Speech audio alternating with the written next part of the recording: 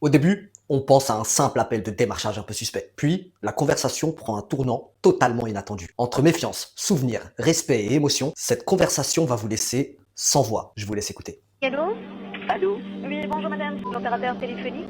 Oui, bonjour. Bonjour, est-ce que je peux parler avec la personne qui s'occupe des factures internet chez vous, s'il vous plaît? Ah, je crois que cette facture internet, non, ça doit être une erreur, madame. Vous n'avez pas internet chez vous, madame? Non, Ah, vous n'avez pas d'ordinateur? non. Ben, excusez-moi de vous avoir dérangé alors. Eh bien, je vous souhaite beaucoup de succès, C'est très gentil parce de que ça votre doit être un métier stressant. Merci Et infiniment, je vous madame. souhaite beaucoup de chance. Non, moi, je suis une vieille dame et aveugle. C'est très gentil Mais de votre dites-moi un part. peu, est-ce qu'il y a des systèmes qui existent pour les aveugles? Pour la télévision?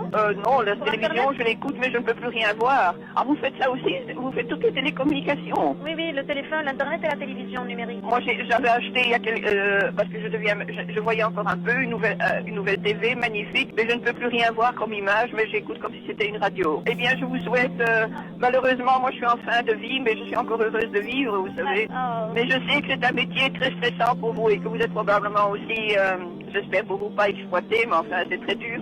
Alors, par amour, je vous laisse pour que Oh, vous ayez madame, d'autres. si je peux avoir une personne comme vous, au moins une fois par mois, je vais être la femme la plus heureuse sur la terre. Eh bien, mais alors je vais vous poser une autre question personnelle. Parce que Dites-moi. vous êtes tellement gentil. Est-ce que vous êtes nord-africaine?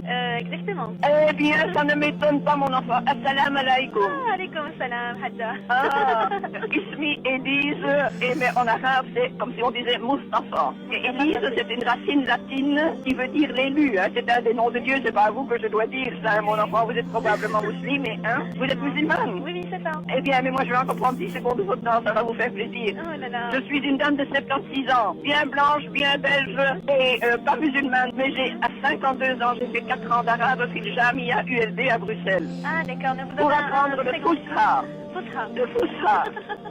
Et, mais je vais vous dire, mon enfant, je ne suis pas musulmane, mais de tout mon cœur, je vous dis, Ashhadu la ilaha illallah wa ashhadu anna Muhammadan Rasulullah. Oh là là, ça me va droit au cœur, hein, vous savez. C'est beaucoup pour vous, hein. Eh bien, et si vous permettez, mon enfant, vous dire que tout le monde n'est pas fanatique, parce que moi, mon mari est décédé, et comme j'avais appris l'arabe, je lisais le Coran, je ne peux plus rien lire maintenant. Et ce qui m'a beaucoup aidé, c'est la sourate al-Baqarah. Vous lisez le Coran? Oui, bien sûr, madame, c'est normal. Eh bien, vous savez, ça m'a beaucoup aidé, mon enfant, parce que je lis la Bible, je lis des choses bouddhistes, je lis le Coran.